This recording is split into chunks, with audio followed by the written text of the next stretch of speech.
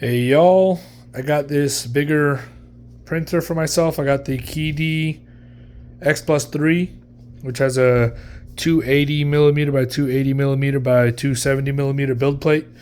So it came pretty much assembled, came in this big box.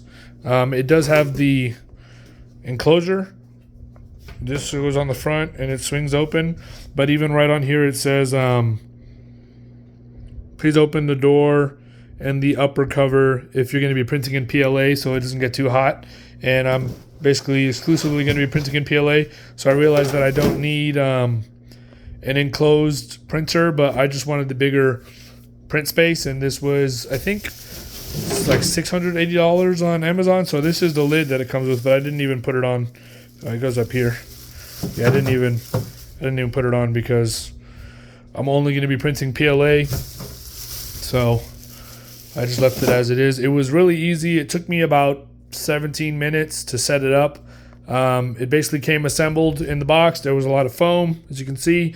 Foam in here, foam all around it, and there was a bunch of zip ties. Let's see if I can, basically holding down the Z-axis, there was zip ties. There was cardboard around this and zip ties holding the X and Y axis together so that the motor was in this corner. And then there was these bolts that you have to unscrew to remove or to allow the Z-axis to have freedom because it's locked down for shipping. And then it came with actually a miniature spool, but I'm not going to use this. I already have many that I've already bought. It came with I guess installed is a copper hot end. And then it says it says on the box if you wanted to use other materials, there's this other hot end for you to install for hotter materials. I forget exactly where I saw it. I don't know if it was on the manual or, oh, it says it right here. It says this printer is installed with a copper plated hot end. If you want to print PA 12CF, PE, TCF, ABS, please replace it with the hot temp hot end, which, I mean, I'm assuming that's what's in the box. It has these little feet to put it on the bottom of it, but I'm not gonna print on here because this table isn't really the most sturdy. I'm just gonna put it on the floor when I start printing with it. It came with like a little LAN cable, a little scraper. The build plate, it does have a little notch back there when you set it in, so it kind of slides right into place. You can just push it all the way back, so it does go on easy. And then it did come with this, I guess, you know, some materials they have to be kept dry, so it did come with this packet, which I'm not using, desiccant to put inside. The desiccant goes inside this pocket right here, and then your spool goes here. It comes out over to here and then goes over top. But I'm not going to be using that since I'm just printing in PLA. So yeah, like I said, it took me about, I don't know, 15 minutes to basically unpack it. It came basically already set up. You just had to remove some zip ties and some foam, etc., and put that spool holder on the back. And this is the first startup, so I'm gonna. I was gonna print like a Titanfall 2 helmet, but looking at the geometry of it, because I saw a free file for it on Thingiverse. But looking at the geometry for it, I'm gonna try to print something that is a little more simple, maybe like a Mandalorian helmet. Just because those are longer prints, and I don't want to. I want to test this thing out and see how it's gonna be working for me, basically. So let's see if I can get the. Show you the setup here. This is the first time setup on it. Take out the top cover. Did that already. Remove the zip ties. Well, I guess you get to see what kind of how it was set up. I already did all this before I turned it on. Click the up and down buttons below to move the platform to the appropriate position. Oh, I didn't even realize that there was something under it. So I guess I did miss something. So there is a piece of foam down here for packaging, and it looks like there's one back there as well. Okay. I don't see anything else in there, so... Oh, I'm glad that it showed me that in the instructions, because I missed that in the unpacking process. The packing foam may stick. Okay. Keep pushing the filament into filament runout sensor until it reaches the extruder. I already did that. Click left plus side button to start heating.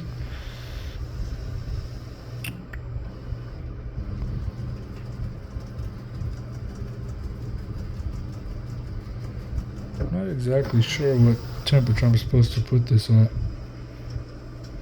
because on the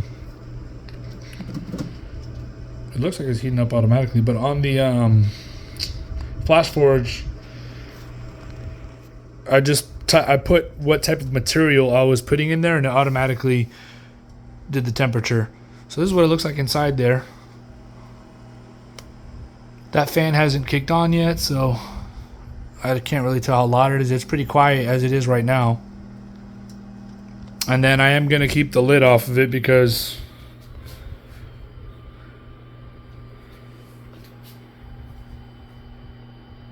I'm not going to print anything other than PLA.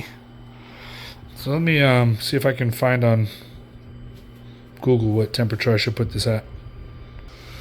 So actually this book that it came with actually has the quick start guide actually has very detailed pictures for the whole installment process. So this is actually I didn't open this before, but this is actually pretty nice. A nice guide. But I just looked at the guide to find out what temperature I needed to put it at.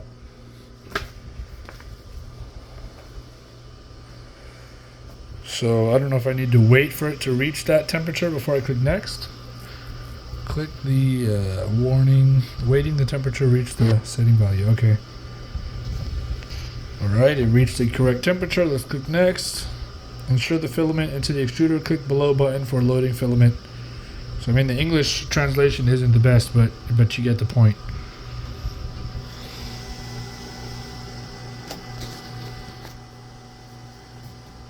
Do I click next or do I click down? Ensure the filament into the extruder. Click below button for loading filament. Oh, maybe I hold it? Okay, maybe I didn't get a good enough. Let me push up on this filament. Maybe I didn't get it in there good enough. No, it's in there all the way. It's definitely in there all the way. So let me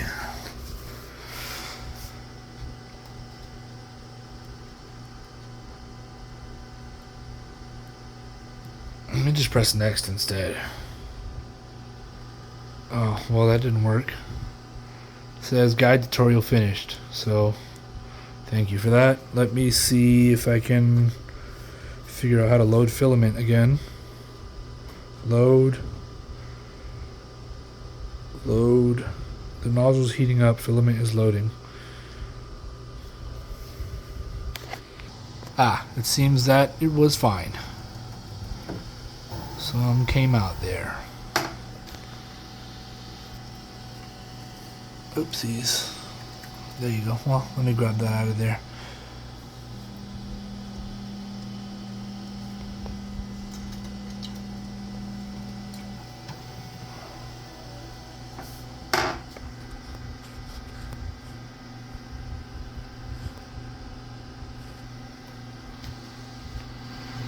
Well, I'm just figuring out how to use this machine, but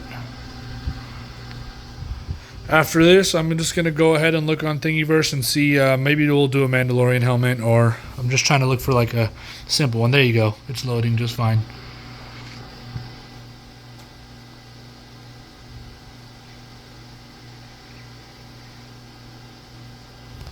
Okay. Done. Check if there's any discharge completed. There was, and you know what? This one doesn't actually discharge like a super large amount on the Flash Forge. It just discharges a super large amount. So I'm definitely messing that up. I will clean that up before I. Let's see. Let's do calibration. Auto bed leveling. So now I got to set the Z offset, which is where I'm always having an issue, but I think I'll have better luck with this one because on the bed slinger that I was doing before, the problem that I really came across was that you had to level the problem that I was having was that it had these leveling knobs under the base plate, and there was 6 of them, so you had to level it 6 different times. So from what I've seen from videos on this one, I think I only have to level it 1 time, at least to set the Z offset 1 time, and then the auto bed leveling does the rest from there. So I'm going to go ahead and try that. Yeah, I just cleaned it.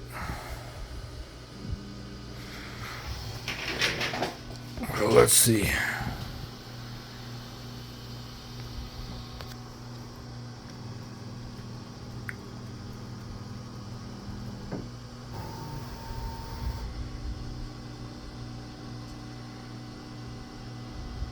It is a nice looking printer though.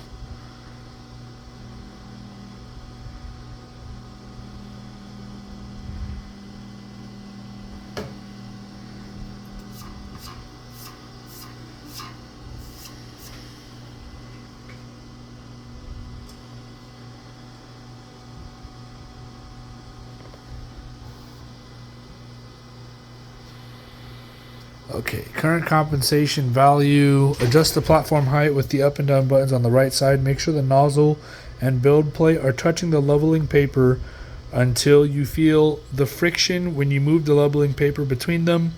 Then hit the below button. Okay, so this is okay. So there's no friction now. This is the problem that I was having, and I know this is just a user error thing. I just have to learn how to do this. But this is the issue that I was having with my other initial printer. Alright, so let's see. So I'm gonna do it in smaller. Well, this is the amount that it gave me. So let me go down. Nothing yet.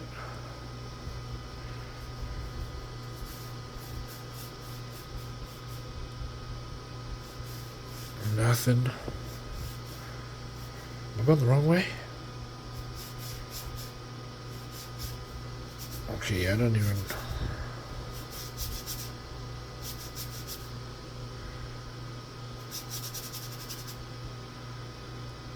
I'm going down. I should go down bigger steps.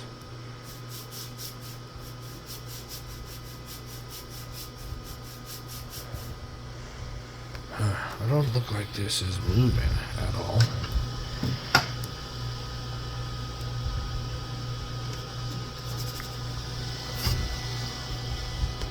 Let's see if it's okay. It's actually. Let's see. Oh, you know what? I'm thinking. I'm hitting the down arrow.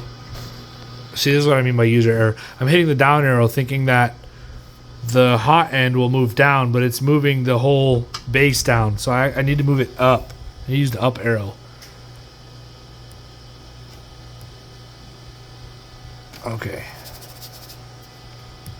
So now I reset it back to 0. So let me go back to the smaller increments now and try this again.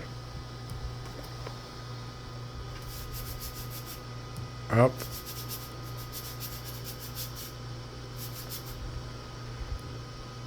Okay, I feel the friction now. Now the question I have is, it just says, when entering the level, click the icon up or down to adjust the distance between the nozzle until you feel slight friction. But that's what I mean. I'm like, what is slight? It's just objective.